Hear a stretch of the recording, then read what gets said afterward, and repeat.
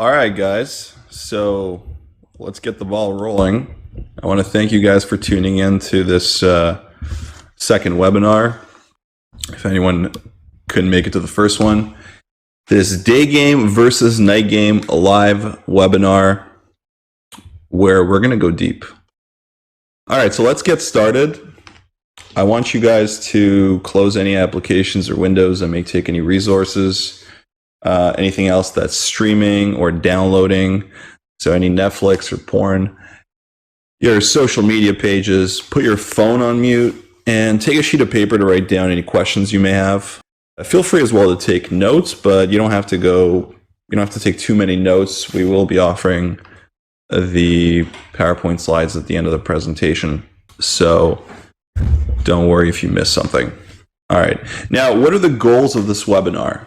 Well, we want you to leave this webinar with a fundamental difference between day game and night game so that you can approach day and night game situations with more confidence, as well as improve your sense of calibration accordingly. Okay, so this is the agenda for today. We are going to be looking at the definitions of day game and night game. We're also going to be doing an overview of day game principles, followed by an infield breakdown example to really illustrate the point, and we're going to be doing the same thing for night game. Then that will be followed by a recap, the summary of the differences, just to really drive the points home, and then an exciting announcement at the end for those who stay till the very end, and followed by Q&A, where I'll be answering your burning questions. Now, I want to briefly, before we get into the topic, I want to briefly talk a little bit about my journey. I don't know how long you guys have been following me. Some of you may be new to Honest Signalz, but I get this question asked quite often, and that is whether I was naturally good with women. And the answer is no. Fuck no. Far from it, in fact. I had to go through a very long and painful transformation. And you'll see me on the left. I was 18 years old at the time, still an awkward virgin. I was a very, an over-analytical, slightly eccentric kid. And I was not getting a lot of play, let's just say. So I had to embark on a very long and difficult journey to change myself. And basically what I did was I tried to understand what women responded to and develop myself in the process. And so on your right, you'll see a picture of me of when I was vacationing in Greece, and I was around 25 at the time. And the reason I chose that picture was a very symbolic time, because I was on holiday in Greece and I met this amazing girl, and we spent a few days together. And it was at that time when it really hit me how far I had come, what I had accomplished on this journey, what I had experienced. It all felt suddenly so surreal. And these few days that I was spending in Greece with this girl almost felt cinematic. And I started thinking, I did it simply by putting in the work, by taking the time and effort and just putting in the work. And I thought to myself, anybody else, if they were in my shoes, could pretty much accomplish the same thing if they just developed the right mindsets, the right habits, and the knowledge to go with it, and just applied themselves time and time again. That was actually also around the time when ideas for Honest Signalz started brewing. But the point is that I want to remind you guys, especially some of the guys that just watch Honest Signalz videos for entertainment and think, they can't do this. I want to tell them that you can do this, and there was a journey, and everyone else has to go through a journey as well, unless you're a naturally charismatic, super good-looking celebrity.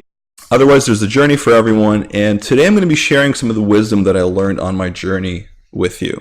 So let's get back to the topic at hand. So we're going to just first define or redefine maybe what you perceive to be as day game and night game in the classic sense. So I want you to stop thinking of day game in terms of the time of the day, but instead to start thinking about it in terms of context and environment. Okay, so if you think of a day game environment, think of it as a low energy or a low arousal environment where socializing is not necessarily expected. So a low arousal environment in social and cognitive psychology is one that has fewer emotional stimuli, less social interaction, and a lower sense of awareness. So some classic examples of that are the street, the mall, the coffee shop, or the park. Conversely, a night game environment is one that is high energy, high arousal environment where some level of socializing is expected. And some classic examples are a club, a bar, a block party, or a music festival. And this is again an environment where there are more emotional stimuli, there is more social interaction, and a higher sense of awareness. So if you think about a girl, let's take the same girl, okay, Jenny, and you take her and you examine her in two different environments. One environment, she is walking home from work, okay? And in another environment, she is partying at a music festival. She will be in an entirely different emotional headspace. And so you would have to approach the situation in a completely different way and adjust accordingly.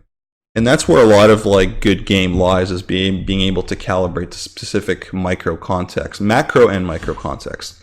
Now, note that this is not binary. This is a spectrum of different combinations of both context and environment that vary in their level of perceived arousal.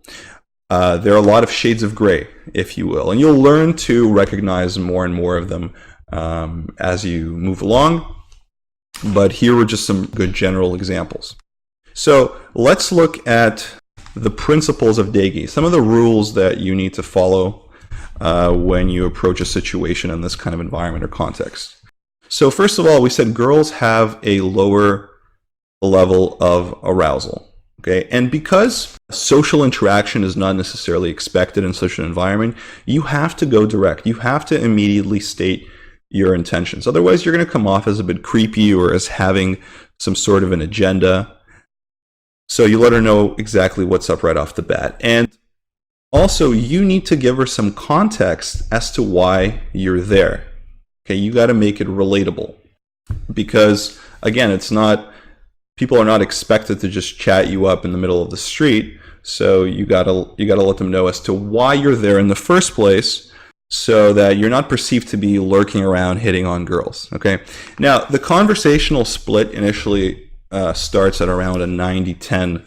And what that means is that in the initial stages of the interaction, you should be prepared to contribute more to the conversation and slowly ease the girl into the idea of talking to a stranger. You want to warm her up to that point. Now, so of course, some girls are going to be a little more chatty right off the bat. You might see an 80-20 or 70-30 split, but be prepared to contribute more in the initial stages until it evolves into something more 50-50. Now, the sexual intensity develops more gradually. And what that means is that while your intent has been verbally made clear, your vibe has to be more subtle, less aggressive. You don't want to just overwhelm the girl. And similarly, you shouldn't come on physically too fast, too soon. Okay, you need to pace yourself in a more calibrated manner. You can't just go around starting to grope girls in the middle of the day at the bookstore, or saying, sexually intense things like, "Oh yeah, what is it about architecture that you like?" That can really scare them. Now, girls are less socially available in a daytime or a day game kind of context. So there are fewer opportunities to re-engage them. And what that means is that they have not allocated a specific block of time to be social. They're usually on their way somewhere, or they're doing something. So you have this usually one shot to approach them, and that's about it. There are also fewer variables and distractions in such a context. And what that means, there are fewer forces competing for the girl's attention. So while she is less socially available, there aren't, all these other factors that are distracting her attention. So she'll typically be a little more present to the moment. And while she's less socially available, she's more flexible to change courses sooner. So what that means is that unless she has some kind of a time-sensitive commitment that she needs to go to, she could, in theory, change plans and just go on an Insta date with you right? So mechanically, it is possible. It's not so much a question of skill, but more a question of mechanics and circumstance. However, it is harder to execute that change of course, to get the girl to change venues, because it's less socially acceptable. So that has more to do with skill, because you have to get the girl more, not only attracted, but more comfortable before she can take that leap and do this quote unquote socially less acceptable thing and go somewhere with you. All right. So what I'm going to do now, guys, is I'm going to show you a 10-11 minute video of me in a day game interaction broken down, where I approach a girl on her way to work during the day, walk with her, and work my magic. And pay attention to all these principles that we discussed.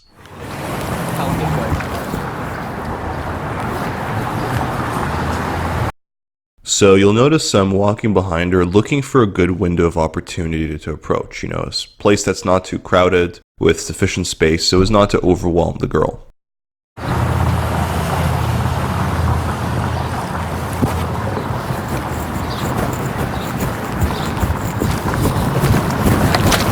Excuse me. Girl with the coffee and red lipstick. So you'll notice me waving from a distance that's not too far, but also not too close, so as not to invade her personal space. And I'm doing a wave instead of a tap. Now, you could do a tap on the shoulder and then shift your weight back on one foot, and that's usually more appropriate for stopping a girl, whereas a wave is more suitable for when you're planning to continue walking with the girl. But feel free to mix it up. There are no hard and fast rules about this, and see what works for you. However, I will say that you should try to commit to one. Either try to stop her or just continue walking with her. But don't be rigid and allow yourself some room for calibration if, for example, she's unwilling to stop in the beginning. And I open with my classic observational remark that I like to use during the day about what she's wearing or something that I can observe about her. And it's very simple. I say, girl with the coffee and red lipstick. It usually gets a laugh, cuts the tension, and sets a good tone for the rest of the conversation. Hi. I just saw you as I was crossing the street. Okay. And you looked absolutely adorable. So I had to risk everything and say hello on my way to the subway. Okay. I figured, you know what, it's a pretty good use of my time. It's got my coconut water. I'm feeling fucking confident as fuck. You like that stuff? Shit, yeah. Sorry. That's why my game's 10 out of 10. I've been drinking a lot of this stuff. You know, I feel like I'm walking on water. Yeah. What's your name? Yes. Hello, I'm Vadim. Sorry? Vadim. Vadim? Yes. Vadim with a V. So I go in direct and I give her some small context as to how I saw her, so she doesn't think I was just lurking around looking for girls to approach. I say, hey, I was crossing the street, I was on my way to the subway, so it sounds very organic. And I go direct and tell her she's adorable, because in these kind of situations, direct is the most appropriate way to go. I mean, the girl is on her way somewhere, you don't have time to be vague about your intentions. You gotta immediately let her know what's up to put her at ease, so she doesn't think you have some weird hidden agenda. And it'll set a much more positive tone for the interaction. Now, I tell her I had to risk everything and say hello, so I over-dramatize it and make it kind of humorous. And that gives it a romantic, chivalrous element, but it also makes light of the situation. Because there's a humorous undertone, it lets her know that I get it. I get the fact that this is, in theory, kind of a high-pressure situation. So I'm extending a bit of subtle empathy, and that really takes the pressure off of her. I then balance out this romantic, chivalrous element with a more practical one. And you don't have to do this. This is just my way of self-amusing. But I say, hey, you know, I was on the way to the subway. I figured it's pretty good use of my time. I also have my coconut water, which makes me extra confident, you know, makes my game 10 out of 10. And that adds a little humor to it. I mean, of course I had to. I mean, I had my coconut water. Just, it all made sense. It also shows her that I don't take myself too seriously. You know, there isn't this big ego or pride on the line. I'm just being lighthearted and having fun. And this is really good because it shows the girl that you're not attaching your whole identity to the outcome of this interaction. And then I proceed to introduce myself, which starts laying the groundwork for our rapport. We're no longer strangers, we're now acquainted. Kind of sounds like a video game character's name. A little bit. Yeah, like a Russian spy. What was that game? Fuck. I'm not much of a gamer either, but there was this popular Red Alert. There's a popular game back in the day, and it was like Russians against the Americans. So, anyway, are you just? What are you doing with your life? On your way to work? Yeah. I thought you were just some drifter. Having her coffee, just like casually strolling through the street, taking in the sights. You should. I'm gonna hold your coffee. You should totally, Thank you. totally tie your shoe. I mean, otherwise I'd potentially risk having someone die on my watch. And I'm very sensitive. You know, I'd lose a lot of sleep. Doesn't that feel better? It does feel better.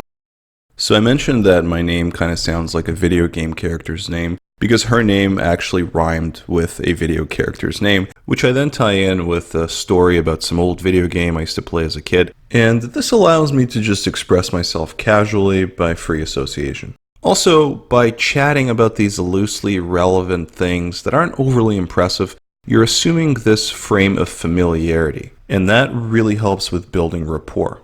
So then I screen for logistics, and I do it in this very over-dramatic way, because again, this for me is a form of self-amusement, and she tells me, well, I'm on my way to work. And I act surprised, you know, as if it's the most absurd thing in the world, and that I had imagined her as just some drifter, you know, having her coffee, casually strolling through the streets, taking in the sights. And this is all so exaggerated. It's as if I'm painting this character who has this carefree, live, love, life attitude through her. And it's endearing and humorous. What I love about observational humor is that it shows that you are in tune with the absurdities of life and that you don't take life very seriously. And this is my brand of humor. You don't have to use it. Perhaps you resonate with it, perhaps you don't. But the point is to express yourself in the most congruent way. She tells me that her shoelaces are untied, at which point I say, you know what, let me hold your coffee, why don't we stop, and you tie your shoes. And that demonstrates leadership, dominance, assertiveness, these timeless masculine qualities that subconsciously make her feel safe. And notice I don't do it in any aggressive way, like, tie your shoe right now. No, I do it in a very casual way. And then at the end I ask her, see, doesn't that feel better? Confirming that it was a good decision, or getting her to confirm that. Are those Converse? They are. Stop looking at the shoes. They're gross. I have to wear them out. No, they actually look kind of cool. I've never seen fully black. Converse? Yeah. You know what? I had a pair of leather Converse, but with the white, like trim, or I don't know. What do you call this part? At the bottom. Not the sole, but this area. Oh, okay. Anyway, it was white. Part of the sole. These nice Converse. I was in Miami for a few months. I left a bunch of things at my parents' place. I come back, shoes are missing. And my mom has this tendency to sometimes just throw things out. It's like, oh, there's a bag there, let me just throw it out. So I question her, I'm like, Mom, well, they couldn't have just disappeared. You probably threw them out. And if that's the case, tell me so I will stop looking. And she's like, well, if I did throw them out, I wouldn't even know. I'm like, that's a fair point. So now I'm left with these Lacoste. That's all right. The next best thing. So I tell her that I think her Converse shoes are really cool, and that's a form of qualification that shows that I like certain things about the girl and gives both myself and her a reason as to why I'm getting her number at the end, you know, why I'm interested in her. So every time you genuinely express something you like about a girl, it reinforces that notion.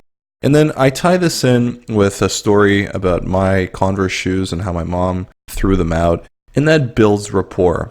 It also takes the pressure off of her to talk. There's this notion of 90-10 that in the beginning of an interaction, especially during the day, you should contribute more than the girl. Because for her, talking to a stranger is unusual. She's still warming up to the idea of talking to you, and so that helps.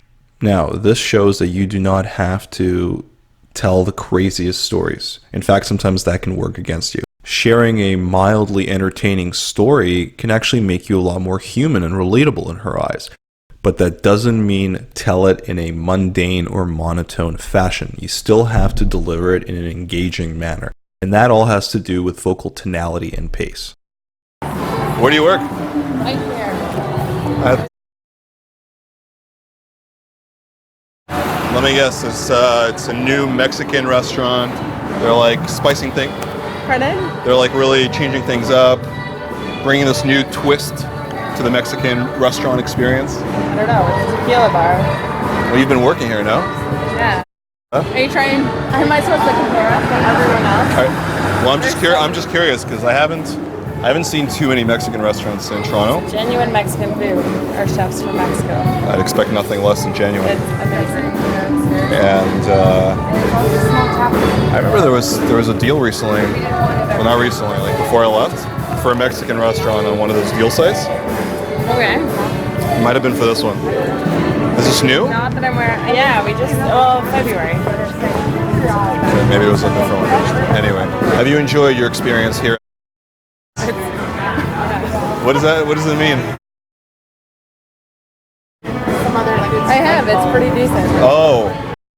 So I ask her where she works, again to screen for logistics, because I want to know how far it is. Essentially, I want to know how much time do I have left with her. I then go from challenging her a little, giving her a hard time about not knowing enough about the restaurant or how it compares to others, and joking around about having high standards, to just making some small talk about deal sites and essentially making normal conversation. Because as the interaction progresses, you want to be more and more normal and just sprinkle in elements of flirtation. Otherwise, you become very unrelatable, over the top, some kind of a circus monkey. Instead, you want to become a real person in her mind, someone she can connect with. Towards the end, you'll see me reverting back to more of a flirtatious, humorous frame, and I ask, so, have you enjoyed your time here at your restaurant? At which point I also touch her shoulder, which creates a physical bond. Now look, you want to establish a physical dynamic between yourself and the girl sooner than later in the interaction because it'll develop this sense of comfort.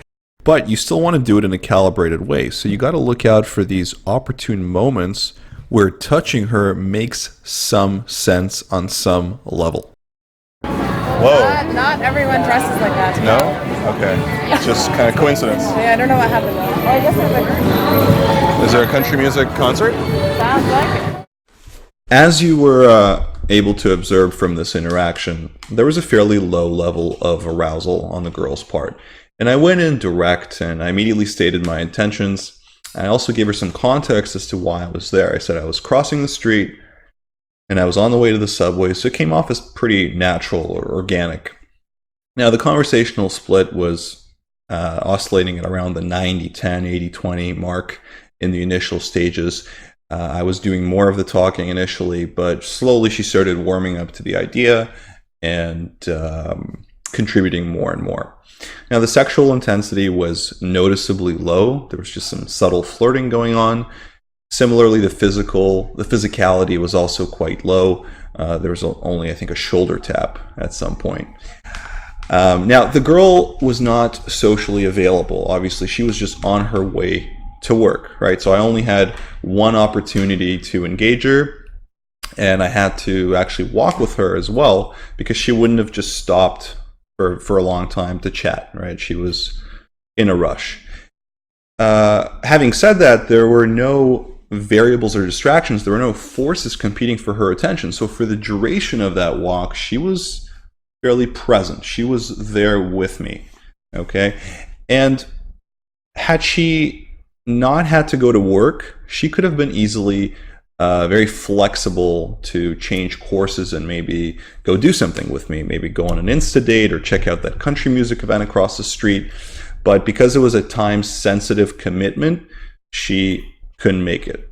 Now, I would have obviously had to make sure that, if she was available to change courses, I would have had to make sure that she was comfortable enough. She was already pretty attracted, but build a little bit more attraction and more importantly, build some more comfort before I moved her somewhere else.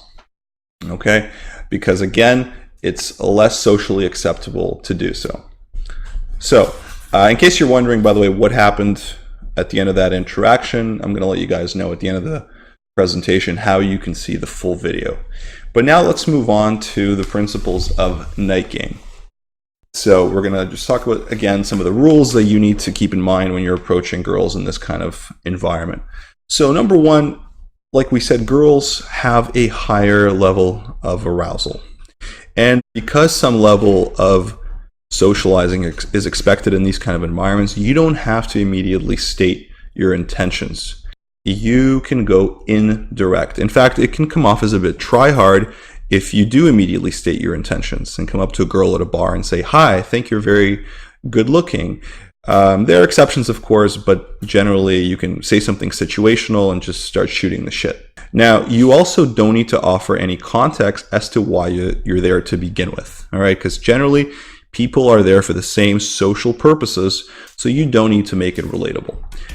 Conversation starts typically at a 50-50 split because people are generally more socially lubricated. Of course, there are going to be exceptions. Some girls will be more aloof, more bitchy, more indifferent, not as chatty, etc. But otherwise, they will be contributing an equal amount. Now, the sexual intensity can develop faster. And I say can develop faster because it doesn't need to, right? So you still need to calibrate to the situation and the specific context and adjust accordingly. But you can be more suggestive, you can be more aggressive, again, depending on the context, both in tonality and facial expressions and your whole general vibe. And as a result, the sexual tension can develop faster. Now, similarly, the physicality can happen faster as well. But again, you have to do it in a calibrated fashion. Now, girls are more socially available in this kind of context. And so there are more opportunities to re-engage. And what that means is they have allocated a specific block of time to do something social.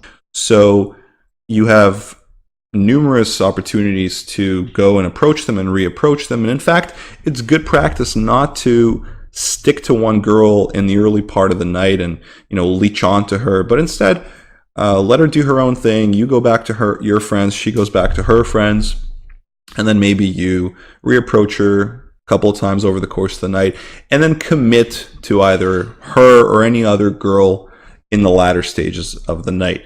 But you have more chances to do that. But there are also more variables and distractions, more forces competing for her attention, right? You can imagine there are her friends and other guys and the music and the alcohol, and there's drama and somebody lost their phone. It can be very chaotic. And so she's not just going to be present to the moment there with you, just waiting for you to game her, right? Expect a lot of distractions. Now, while she is more socially available, she's also less flexible to change courses sooner because she's allocated a specific block of time to be social and she's there with friends. She's not just going to ditch them and drop everything and go do something with you. Okay, it's very unlikely. But it is easier to pull. While she is less flexible, it is easier skill-wise to pull from such a setting or to get her to change venues or change courses because it's more socially acceptable. I mean, it's not out of the realm of possibility for two people or a group of people who enjoy each other's company to go and extend the fun and extend the socializing in a different venue, either at a different bar or at somebody's apartment. So as long as, again, you know how to build up the attraction and comfort to begin with, and you don't disqualify yourself. Okay, so what I'm going to do now is I'm going to show you guys a video. It's a clip of Austin in a night game scenario broken down. It's around 1:30 a.m. as people are slowly trickling out of the bars. And he's in a wheelchair because he had injured his foot at the time. He's there with a friend who's pushing him, and they're just talking to girls as they're walking out of the bar. This is about 10-15 minutes into the video. And so what I want you to do is pay attention to these principles that we discuss and see which of them you can identify. All right, let's get into it. Yo, are you getting a workout, Mo? Dude, this is actually pretty good. Oh, what time is it? Dude, it's 1:30. Dude, it's just getting better. Mo, you need to get socially lubricated. Like a small one? Yeah.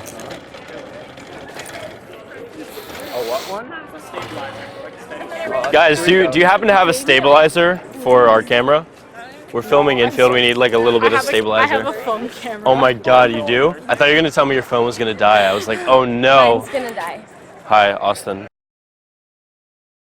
Hi, I'm not really left-handed usually. Jesus, you have some massive hands. Do you play basketball? Shit. Yeah, she did it in high school. You did? Massive hands. Can you hold? That's a compliment. It You guys is. need a picture? Is it? Yeah, I need a picture Yeah, with her. We'll take a picture. So, as we always say, your opener doesn't matter. But important side note on that is that your vibe on the opener does matter. And a lot of what I've been doing so far is just to amplify how I'm feeling, right? To amp up my state, get me in the zone, get me self-amused with a lot of social momentum, and that makes me have a good vibe. So I literally said, do you guys have a stabilizer because we're filming infield and we want the shot to get better? And like, obviously they probably don't know what a stabilizer is or infield is, but it just shows you can open with anything. Pay attention also to that you can play with whatever the situation gives you. Just as I was doing before verbally, I can do physically. We somehow get into a left handshake, so I pop my right hand on top and shake her hand like that. And it makes me think, oh, she has big hands. It makes me think of basketball. Her friend's like, do you want a picture? And I'm like, yeah, we need a picture. We need a picture. We stand up. And that all serves to add to the fun of the night, okay? So, and realize that girls are out to have fun, okay?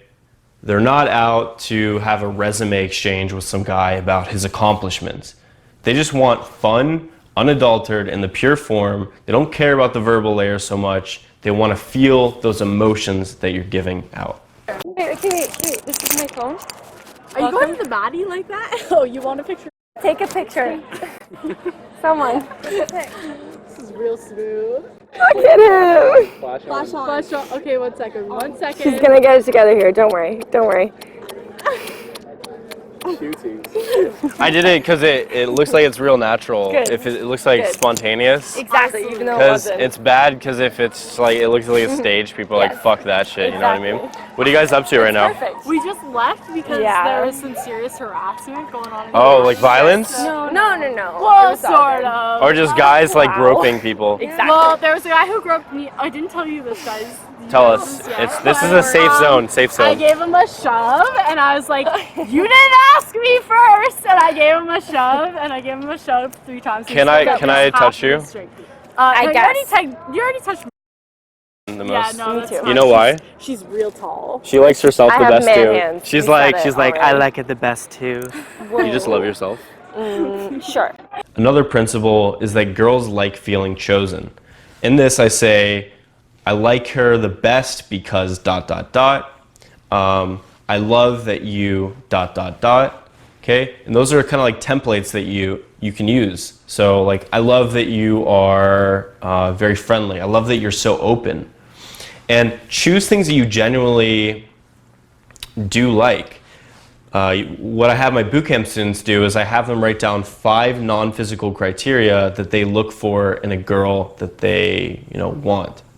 And these criteria can be used in this, right? So one criterion could be, I like girls who are adventurous.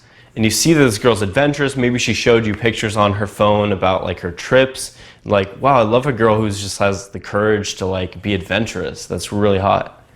And that shows that you're choosing her based on those qualities, not just like, oh, you're hot, I want to fuck you. Okay? And also helps you screen for girls that you will get along with better in longer relationships. Are you Norwegian? I hope so. No. Her last name's like Larsson. But I know her, so I am. Your dad's probably a fucking Viking. 6'5". Is. He had. I can see that. He has like a tomahawk. He just throws it at people's skulls.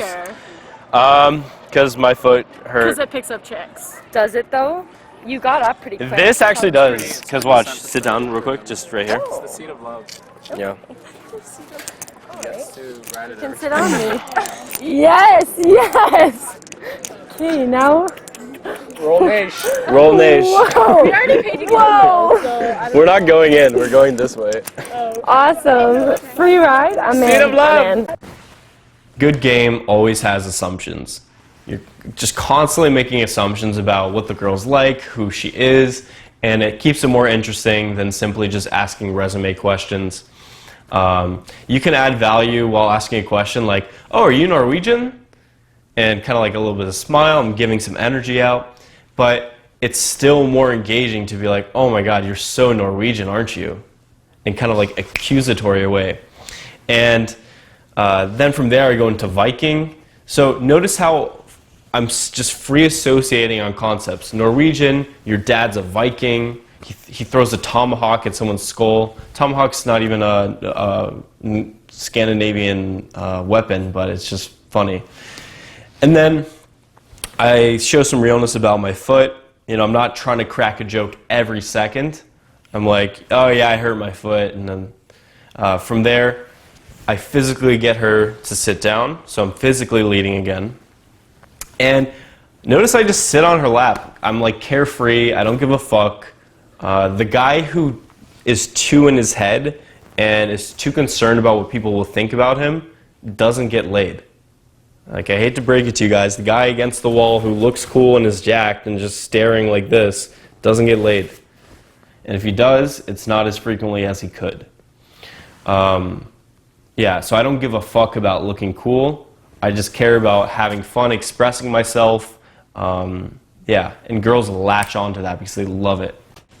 Another little side point, girls don't want to go back to where they're leaving from. So don't try to take them back into the Maddie if they just came from the Maddie, okay? You can walk with them, and in this case, we're just going for the pull at this point, so we turn it into us leading. all Guess good. before you're... Cuties. See, this is what happens. You're an amazing You're always sister. in the seat. Really? Are you wasted? I hope you're not. I'm so good. Oh my God, I love sober girls. We Dude, you didn't probably drink just it meditate, don't you? all the time. Happens all the time. Yeah. I always roll Yeah. this guy. That's so amazing. 3 times a day. I think you're the one. What's your name? What the fuck? Okay, seriously, one more time. It's One more okay, time. you're done. I'm cutting you off. All right. If I had legs, I'd be able to. You're still sitting all day though. London Yeah. and Ontario. Yeah, I am, you're right. So I almost instantly go in for the makeout because I can sense that not only are her emotions very high, not only is she very aroused, but she was extremely into me. And that's why I went for it. Okay? I tend to err on the side of short makeouts or short kisses and then just kind of withhold that until I'm back at my place. That doesn't always have to be the case, but in general you want to withhold that because it shows the girl that you don't need it. It's like, oh, I fucking got the makeout, then I can just do as many makeouts as I want because I get the makeout, and it kind of shows that you're in scarcity. It also gives the girl tons and tons and tons of validation, which can be counterproductive toward later. You know, if you kiss a girl and she sees, wow, this guy can be like very physical with me and he can like make out well, it gives her a sample actually of your biochemistry. Then when you ease off of that, she's like, he can do it, but he's choosing not to. He's like withholding himself from that. Does he still like me? And it kind of creates this gap where she's like, fuck, does this guy like me? I hope he likes me. And she starts craving your approval and your validation and your physicality even more. And then, you know, I go hard on compliments here. You're an amazing kisser. I love sober girls. Later, I actually find out that she's a nutrition major, which is interesting because I share the same interests. And then I say, like, I think you're the one, which is clearly over the top, lovey-dovey. And then I contrast those emotions sharply with, what the fuck, you're done. If I had legs, and I was about to say, if I had legs, I'd run away or something like that. But I couldn't contain the laughter, so I just kind of let it come out.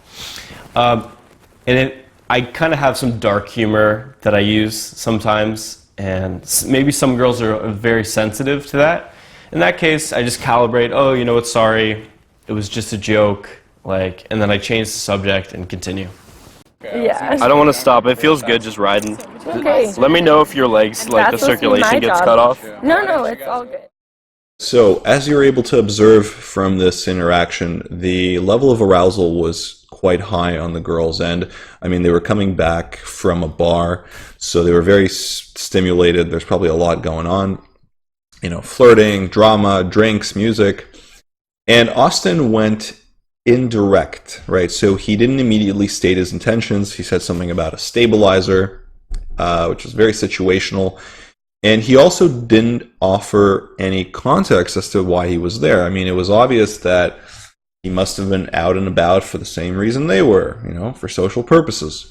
So he didn't have to make it relatable. Now, the conversational split was at about 50-50 because, again, the girls were socially lubricated, and they also weren't, pissy or bitchy. Sometimes that can happen. Girls just kind of close down because they don't want to talk.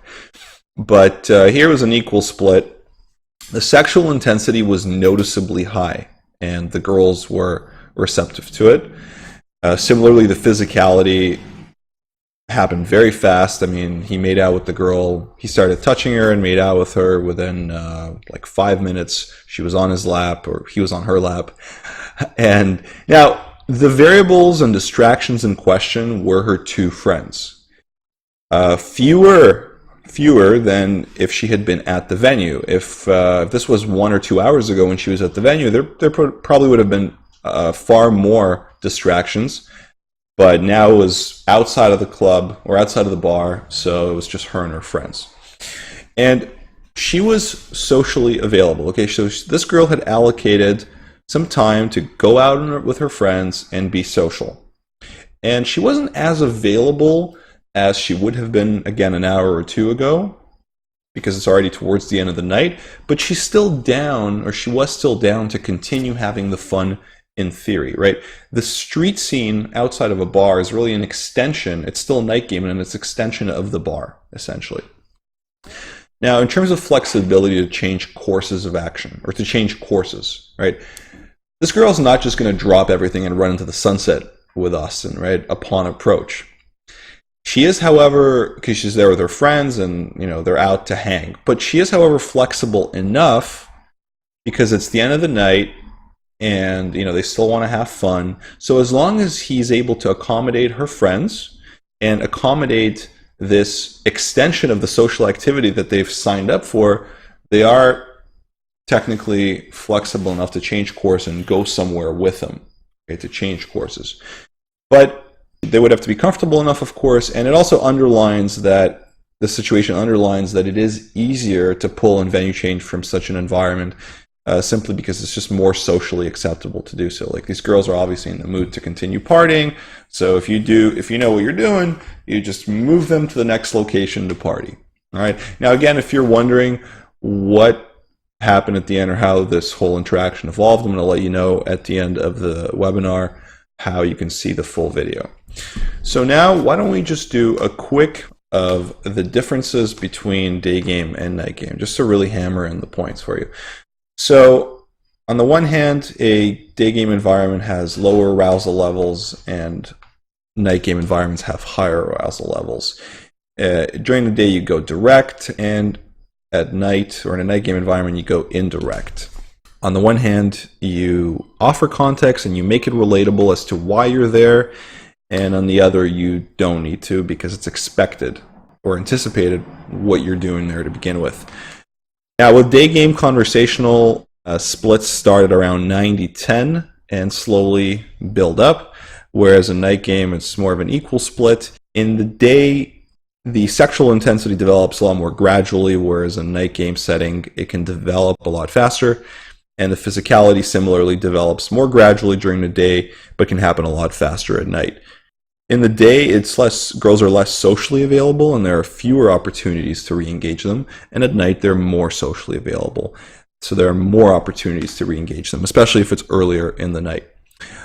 During the day, there are fewer variables and distractions, fewer forces competing for their attention. And at night, there are more variable and distractions. And while the girls are less socially available during the day, they're more flexible to change courses sooner, provided that there's no time-sensitive commitment. whereas at night they're less flexible to change courses sooner because they've allocated or made a commitment to be social during that block of time. And lastly, in a daytime environment, it's harder to pull or harder to change venues with a girl, even though she is more flexible, simply because it's less socially acceptable to do so. While in a nighttime environment, it's easier to do so. It's more socially acceptable. And so that sums it up.